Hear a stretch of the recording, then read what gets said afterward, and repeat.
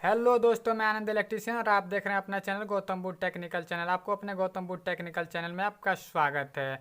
जी हाँ मेरे भाइयों, अपने थंबनेल को देखने के बाद से आपको पता चल ही गया होगा कि मैं आज किस टॉपिक पे बात करने वाला हूँ। तो आपने सही समझा कि मैं पंखे के बारे में बात करने वाला हूँ।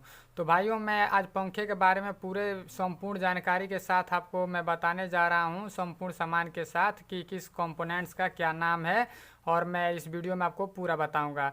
अगर भाई लोग आप हमारे वीडियो को पहली बार आप हमारे चैनल पे आए हैं और पहली बार देख रहे हैं तो हमारे चैनल को सब्सक्राइब कीजिए, लाइक कीजिए और कमेंट कीजिए।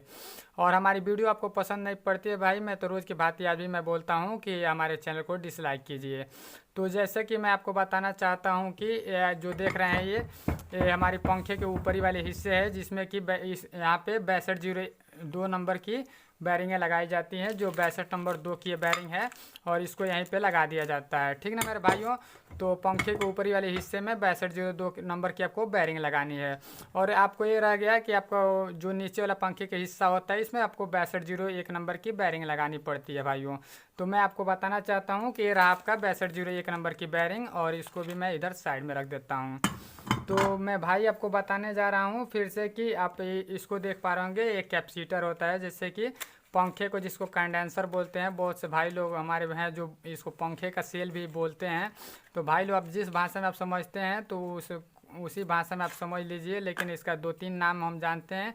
आप 2-3 नाम को आप जान सकते हैं। इसको जैसे कंडेंसर बोलते हैं, बहुत से लोग इनको जैसे आपको कैपेसिटर बोलते हैं, और बहुत से लोग आप लोग को भाई पंखा के सेल के नाम से भी जानते हैं। तो जैसे कि आपको मैं दिखाना चाहता हूँ कि ये एक कैपेसिटर 3.25 का है, और आप इस पंखे को लगाने के बाद से आपके पंखे की स्पीड काफ़ी तेज़ हो जाते हैं।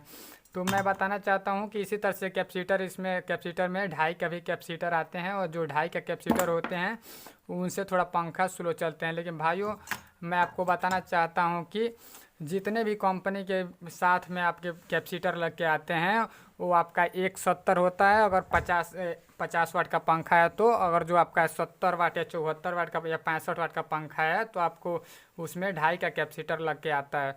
ठीक ना भाइयों। तो हम अपना जैसे पावर को बढ़ाने के लिए ही हम 3.25 का प्रयोग करते हैं। जो हमारे पास विद्युत बहुत जैसे करंट कहने का मतलब मुझे कम मिलता है, वोल्टेज मेरे पास जहाँ कम मिलता है वहाँ पे मैं 3.25 का कैपेसिटर लगाते हैं कि मेरा पंखा का स्पीड तेज़ हो जाए। ठीक ना भाइयों। तो आप अगर 2.5 का कैपेसिटर लगाते हैं तो सही रहता है भाई। अगर मैं आपको बताना चाहता हूँ कि 2.5 का कैपेसिटर आप जहाँ लगाते हैं वहाँ पे 220 वोल्ट अगर आपको प्रॉपर मिल रहा है तो आपको 3.25 का लगाने का कोई ज़रूरत नहीं है। अगर आपके पास वोल्टेज कम आता है तो आप 3.25 का कैपेसिटर लगा सकते हैं। तो मैं आपको बताने जा रहा हूँ कि इसको आप जो देख पा रहे होंगे, ये प्लास्टिक का जो दिखाई दे रहा है ये चीज़ है आपका पंखा में ही लगता है। पंखा का क्लैंप होता है भाई, जिसमें कैपेसिटर को इसे करके फंसा दिया जाता है। और फंसाने के बाद से क्या होता है भाई कि पंखा में इसे लगा रहता है, जिससे कि इधर उधर नहीं जाता है और गिरता नहीं। जैसे कि आप देख पा रहे होंगे कि मैं इसको लगा दिया हूँ। उसके बाद से मैं आपको बताना चाहता हूँ भाई कि आप देख पा रहे होंगे कि ये स्टेटर है, जो कि मैं अपने हाथों से ही भरा हूँ, जो कि काफ़ी समय लगता है इसको भरने के लिए। जैसे कि आप देख पा रहे होंगे कि इसको ठोक दिया हूँ, और इसी में इसको लगाने के बाद से यहाँ से भरा जाता है। आप देख पा रहे होंगे कैसे लग जा रहा है। ठीक ना। मैं आपको दिखाना चाहता हूँ थोड़ा सा कि ऐसे करके आपको भर दिया जाता है उस पंखे को। ठीक ना। तो आप जैसे देख पा रहे होंगे कि भरने के बाद से इसको निकाल के मैंने इसको पेपर को फिर काट करके इसमें मोड़ दिया हूँ, और आप नज़दीकी से देख सकते हैं कि मैं इसको हाथ से रिवाइंड किया हूँ। ठीक ना। तो मैं इन सब को भी आपको सिखाऊंगा अगले किसी वीडियो में। और मैं आपको बताने जा रहा हूँ भाई कि इस स्टेटर को आप देख लीजिए, जो कि मशीन के द्वारा भरा गया है। और देख रहे हैं कि ये कितनी अच्छी तरीके से तार भी बैठी हुई है। उसमें भी तार अच्छी तरीके से बैठी थी, लेकिन फिर भी भाई जो मशीन से भरा जाता है उसमें थोड़ा कुछ अलग ही क्वालिटी होती है।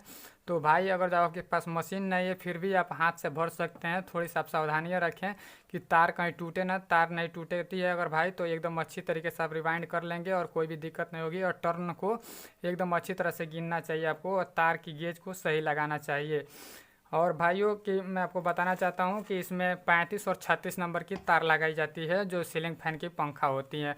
तो मैं आपको बताना चाहता हूँ आगे कि ये जो आप कैपेसिटर देख रहे हैं ये सबके पास नहीं मिल पाता भाई। इस पर आप देख पा रहे हैं 1.85 लिखा हुआ है MFD, जो कि वाल फैन में लगाया जाता है इस कैपेसिटर को। जो कि आप इसको एक तरह से कहा जाए तो ये वॉल फैन में आपको 170 के MFD का कैपेसिटर लग के आता है। उसी के स्थान पे इसको लगाने के लिए 1.85 MFD का कैपेसिटर लगाया जाता है। वही 170 जो बोला मैंने उसको 1.75 बोलिएगा आप, ठीक ना। तो आपको अगर इलेक्ट्रिकल का काम करते हैं भाई, तो आपसे मैं बताना चाहता हूँ कि आपके पास कम से कम 4-5 सामान तो आपके पास होने अनिवार्य है भाई। जैसे कि पिलास, पेचकस, कटर और टेस्टर और टेप, ठीक ना भाइयों। अगर आपके पास इतना कम से कम सामान है और प्लस एक आपके पास ये मल्टीमीटर का होना बहुत ही ज़रूरी है। क्योंकि भाई मैं आपको बताना चाहता हूँ कि इस मल्टीमीटर से आप एम्पियर माप सकते हैं, वोल्ट माप सकते हैं, DC वोल्ट नाप सकते हैं, कंटिन्यूटी का भी काम कर सकते हैं, और इस पे आप देख सकते हैं कि आप यहाँ पे रेजिस्टेंस का भी, प्रतिरोध भी नाप सकते हैं। और आप इनका अच्छी तरीके से उपयोग कर सकते हैं। आप जहाँ पे भी जाएंगे आपको 440 वोल्ट या फेस टू फेस आप जिसको बोलते हैं, और वोल्टेज मापना हो तो भी आप मल्टीमीटर लिए हैं तो आप वोल्टेज को माप करके आप बता सकते हैं कि भाई आपके पास कितना करंट आ रहा है, ठीक ना। तो मैं आशा करता हूँ कि मेरा ये वीडियो आपको अच्छा लगा होगा। अगर ये वीडियो आपको अच्छा लगा हो तो लाइक कीजिए, कमेंट कीजिए और शेयर कीजिए भाई लोग। इसको जो भी है, ये कहने का मतलब जो भी पंखा है जिसको मैं इस वक्त सेट नहीं कर रहा हूँ, क्योंकि मैं इस वीडियो को रात में बना रहा हूँ, क्योंकि इस वक्त मैं हथौड़ी को इसके ऊपर मैं चोट नहीं मार सकता, क्योंकि बहुत दूर तक आवाज़ जाएगी। तो इसलिए मैं बताना चाहता हूँ कि इस वीडियो के पार्ट नंबर 2 में बनाऊँगा, जिसमें कि कल आपको मैं दिखाना चाहूँगा कि कैसे बैरिंग को लगाया जाता है और फिर से निकाला जाता है और कैसे बैरिंग को लगाया जाता है, ठीक ना भाई। तो मैं बहुत ही सरल तरीके से आपको बताऊंगा और आपको बताना चाहता हूं कि इसमें जो आप देख पा रहे होंगे इसमें मात्र 3 लीड निकाले गए हैं, जो कि इसमें एक कॉमन है, एक मान लीजिए आपका रनिंग हो गया और एक स्टार्टिंग हो गया, ठीक ना। तो आपको इसको कैसे पता करना है कि कौन सा रनिंग है, कौन सा स्टार्टिंग है और आपका कौन सा कॉमन है, तो आपको मैं पता करने को भी सिखाऊंगा। तो भाई लोग मैं आशा करता हूँ कि हमारे वीडियो आपको अच्छी लगी है, और आप लोग हमारे वीडियो को सब्सक्राइब कीजिए, लाइक कीजिए और कमेंट कीजिए। धन्यवाद। मिलते हैं मैं किसी नेक्स्ट टॉपिक के साथ। अगर भाई लोग किसी भी प्रकार की आपको इलेक्ट्रिक संबंधित जानकारी चाहते हैं तो हमारे यूट्यूब चैनल के कमेंट में ज़रूर लिखें, और मैं आपको जल्द से जल्द उसको वीडियो बना करके आपके पास अपलोड करूंगा और आप देख पाएंगे और आपकी समस्याओं का समाधान हो पाएगा। धन्यवाद।